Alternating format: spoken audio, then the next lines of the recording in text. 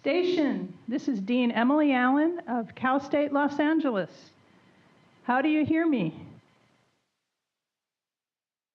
We hear you loud and clear.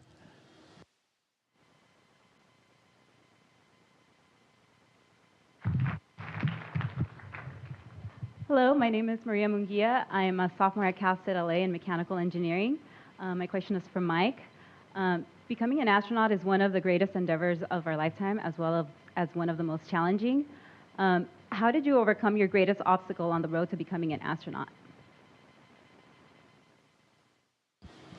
Yeah, that's a very interesting question. I think one of the biggest obstacles is being patient. It can take a lot of time to gain the right education, the right experience to even have a chance to become an astronaut. I know for myself, I applied 4 times before I was selected over the course of 12 years. I think Rick was probably over 9 years, same kind of scenario. So it can take a long time, and so you just have to be patient.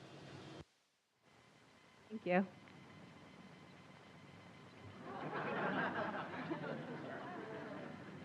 Hi, my name is Alberto Lamia, and I'm a 12th grader at Stern Mass High School. Rick, what first sparked your interest in exploring outer space, and how did it influence your academic career?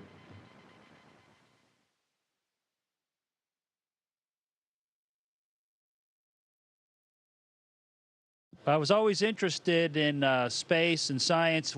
Even when I was back, I can remember as far back as 5th or 6th grade, I remember being very interested when the teacher would talk about anything related to science, especially space-related or airplanes, anything related to airplanes or flying. So all that stuff has just always interested me.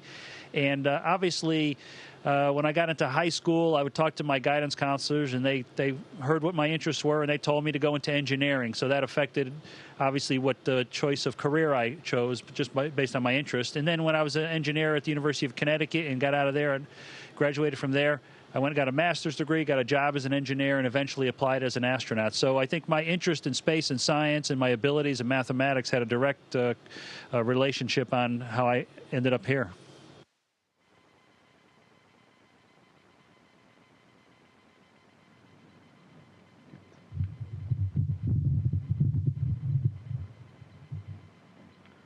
My name is Arnold Alvarez. I'm a junior at Cal State LA in mechanical engineering. Koichi, the International Space Station plays a huge role in investigating many trends on Earth.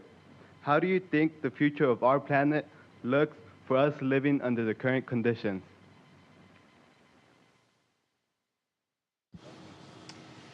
Yeah, that's a really good question and a tough question. The Earth has experienced a series of very drastic climate changes in history, and that's why it's very important to understand and to keep monitoring precisely what's happening on the Earth. And ISS is playing a key role in there, and we have wonderful equipment to observe that, namely what's happening on land, ocean, and also in the atmosphere. And we have to work in conjunction with the other space assets like satellites. So by monitoring precisely what's happening, we will be able to predict the future trend. Thank you.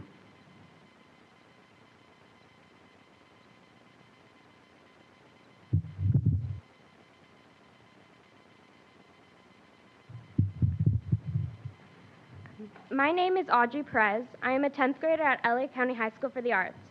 Mike, what view from space made the biggest impression on you and why? Well, that's a tough question as well, because there's a lot of just amazing views from space. Looking out the cupola window down at the Earth is truly amazing. But I have to say, probably the biggest impression for me was going out the hatch the first time for my EVA. And when you finally get to see the Earth in all its glory without any obstructions around you, just through your visor, that leaves a pretty big impression. Thank you.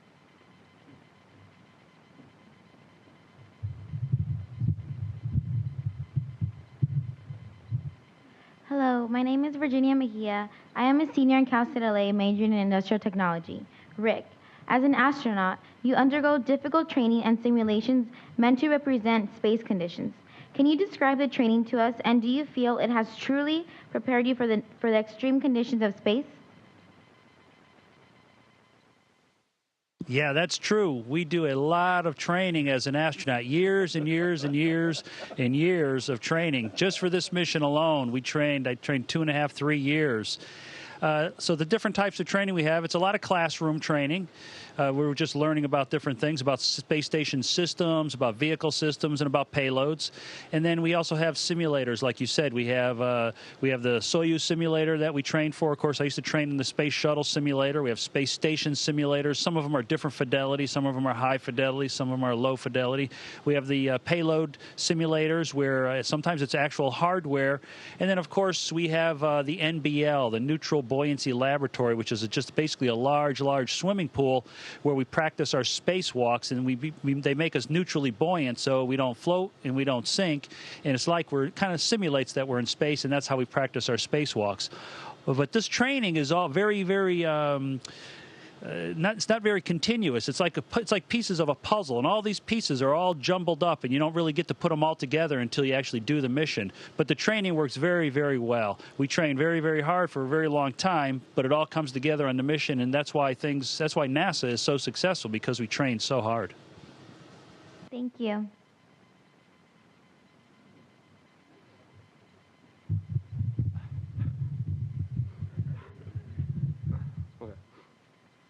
Hello, my name is Marcos Gonzalez. I'm a 10th grader at College Ready Academy, High School number 5. Koichi, do you have laws you have to follow on the space station? And if so, who is the governing body? And what are the repercussions of breaking laws?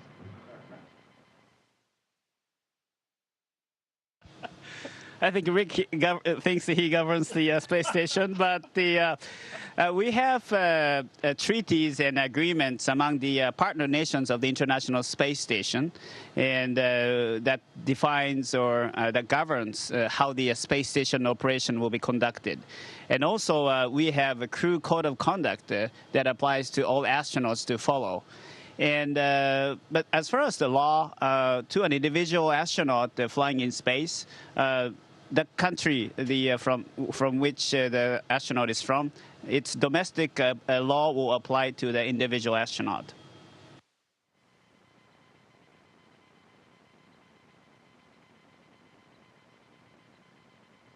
Hello, my name is Raymond Olivares. I'm a freshman here at Cal State LA studying civil engineering. Mike, what advice would you give someone passionate about the wonders of space who wants to become an astronaut but doesn't feel like he's going to make it?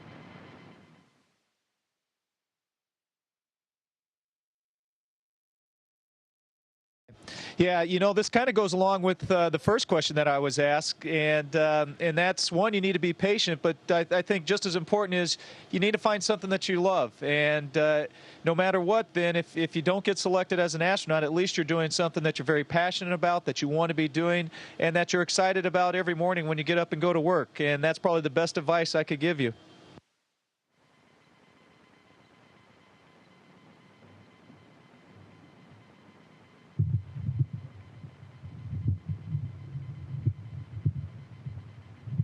My name is Esmeralda Navarro. I'm an 11th grader at Stern Mass High School. Rick, if you could choose between living in space or on Earth, what would you choose, and do you think one day people will be living in space? Well, I think I choose to live on the Earth, but I enjoy visiting space. It's a great place to visit, and it's a great place to live for periods of time. But of course, you know, my family and my friends and lots of other things that I enjoy are back down on Earth. And just, you know, enjoying the weather, enjoying the grass, enjoying nature is something you really miss when you're up here. So I would choose to live on the Earth, but visit space as much as I can. I think, yes, someday we will live in space. We've been living in space since 2000, basically. The first folks moved up here to the space station has been permanently manned since then. Now, will folks move up into space and spend their whole lives from birth to death? Well, maybe someday, but that's probably far in the future. Thank you.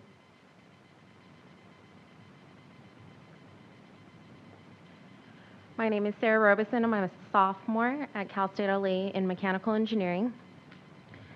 Koichi, what is the most difficult experiment you have conducted in space, and how is it unique to the environment? Well, that's a tough question. Actually, we conduct a lot of experiments. Some of the experiments require very complicated preparation. But we have really good procedures. And also, when we conduct experiments, we have real-time support from the ground support team. So we usually can perform those experiments without any problem. But some of the experiments require a high level of, I don't know, maybe attention by the crew members. For example, Marangoni experiment that has been conducting here with a remote control from the ground scientist. That's done usually at night. And that experiment is to study the convection of Marangoni, which is caused by a gradient of surface tension of a fluid. And we have to be very quiet for this experiment to be conducted. So we have to be very careful when we open the toilet door, and then opening, closing the crew quarters door, and something like that. So some of the experiment really needs attention, such as to be very quiet. And those are the kind of tough questions, tough experiments. Thank you.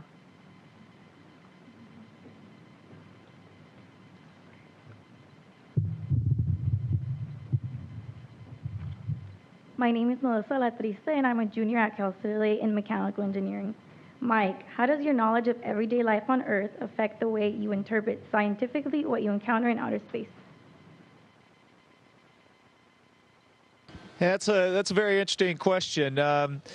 It certainly impacts everything that we do up here, and we've got there's things down on Earth, problems down on Earth, such as, for example, bacteria that are becoming resistant to antibiotics. And we just did an experiment up here that we were looking at that very same problem. That helps us on station in space exploration, but it's also something that's very valuable for people down on Earth. So it's certainly you apply all of that knowledge to the experiments that you're doing up here, and it kind of opens your eyes to the benefits of them.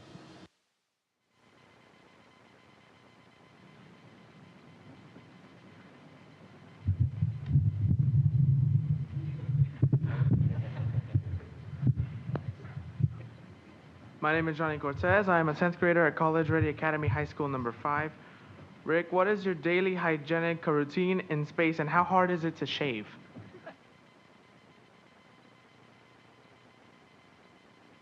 That's a personal question. No, I'm just kidding. Yeah, I like to say that space is the place where the impossible is easy, and the things that used to be easy are now difficult. So things like simply brushing your teeth and washing your face and shaving are much more difficult. We don't have running water up here. So basically, we just fill up small bags of water. I squirt some water on my face, a little bit of shaving cream, and I shave. But there's no way to rinse the blade. So basically, I have to use up a whole blade every day. And luckily, NASA provides me a new blade every day. So it's not much different, but it is quite a little bit different.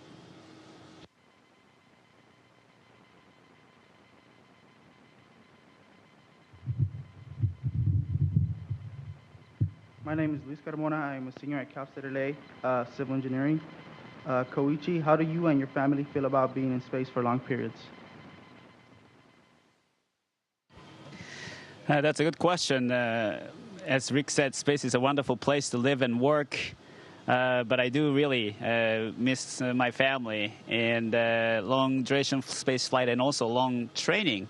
And we have training in not only in the States, Japan, Russia, Europe, and Canada. So this experience puts some additional stress to the family. But we have really wonderful family support team on the ground, and the communication tools that we have, telephones, emails, and also we have video conference with our family, usually on a weekend. These communication tools are very huge psychological support for all of us. Thank you.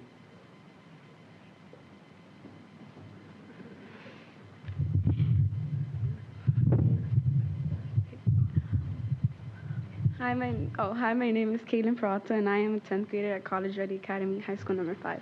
Mike, can you describe a time in space or during your training when you've had a close call?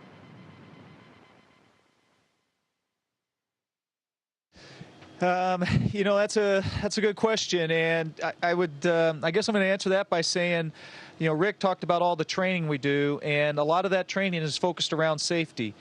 And so what happens with that, when you train so much, you focus on on keeping things safe that a lot of times you may have a close call, but you may not feel like it's a close call because your training kicks in and you react to the situation and get through the problem, whatever it may be.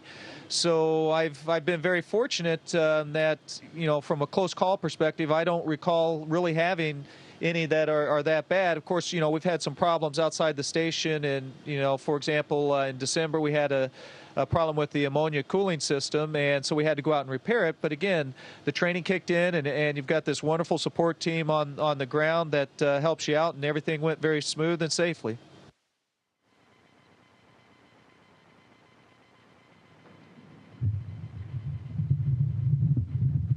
Hi, my name is Phoebe Stolzen, and I am a senior at Cal State LA in mechanical engineering.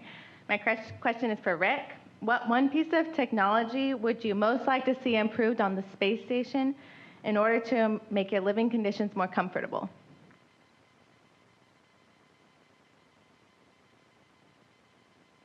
Yeah, Mike's saying a pizza oven might be a great one, but you know, we have a lot of good food up here, obviously, but in the variety I thought was pretty good. But now I've been up here for 3 months, and it seems to start to get a little bit repetitive. So obviously, a wider variety of food would definitely make life better. But I think there's no one piece of technology. I think it's just a question of integrating everything and thinking about how we live up here a little bit more. You know, when we build these space stations, we have to solve a lot of problems to build these things, and it costs a lot of money. And sometimes the creature comforts don't get taken care of completely. Let me say that we do live very comfortably up here, but there's always room for improvement.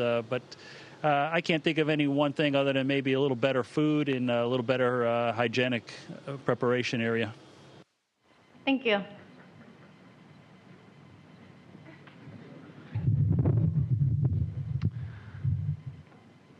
Hello, my name is Jeremy Blair. I'm a senior at Cal State LA in electrical engineering, and my question is for Koichi. How does the space station deal with vibration and temperature change? Yeah, good question. As for the vibration, some of the experiments, for example, like a fluid dynamics and also like a material processing type experiments requires high level of microgravity.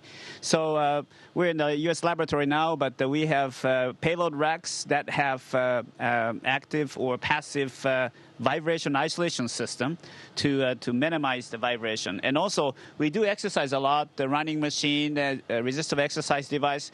Those exercise devices also have vibration isolation system to minimize or to mitigate those vibration that is unfavorable for experiments. And as far as the thermal conditioning, we have active and thermal conditioning, thermal control system throughout the space station, and that gives us the comfortable temperature and the comfortable temperature for the computers and other equipment throughout the space station. Thank you.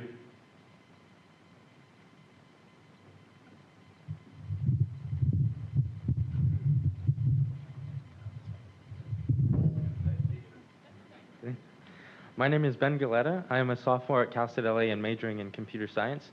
And my question is for Mike. Mike, is there any downtime aboard the station? And if so, how do you use this time? Yeah, fortunately, there is some downtime. We have pretty long days during the week. We actually probably work about 12 hours during the day, and then once things are done around 7:30, 8 o'clock at night, you know, it's time to catch up on emails and make some phone calls to the family and friends. But we also take a lot of pictures. The cupola is actually fantastic views of the Earth, and so you want to try and capture that and share as much of that as you can. And then, you know, the other great thing about up here is we're floating, and so it never gets old, and it's always fun to try new things.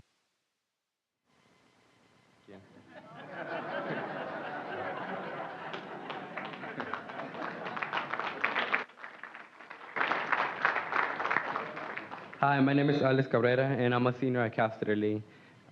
My question is for Rick. Now that you reached space and seen firsthand what billions of people will never experience, what is your next step?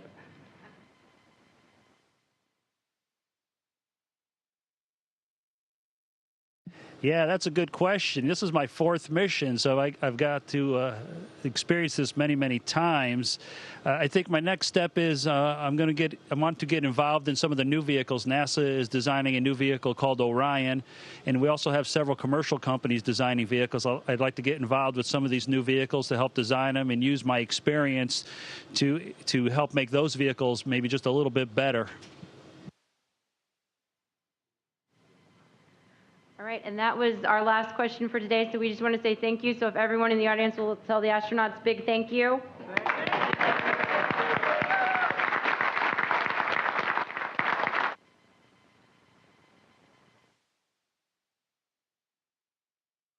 Station, this is Houston ACR. That concludes the event. Thank you.